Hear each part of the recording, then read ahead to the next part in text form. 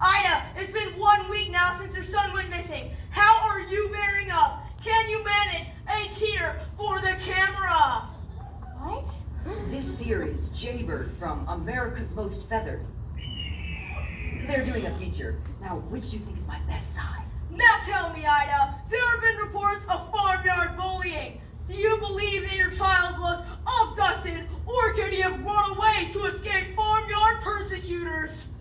What are you saying? Ooh, I will buy that! Defensive, yet emotional. Just a hint of anger. I am filling up here. What about me? Does nobody care about what I think? Sorry, sir, we're coming to the end of our transmission. Ida, I'm going to leave the final word with you, just in case your lost son is out there watching. But for now, this is Jaybird from America's Most Feathered, saying that if you see anything suspicious, from thieving magpies to lost ducklings, there are chicks on the switchboard waiting to take your call. Now, Ida, it's all yours.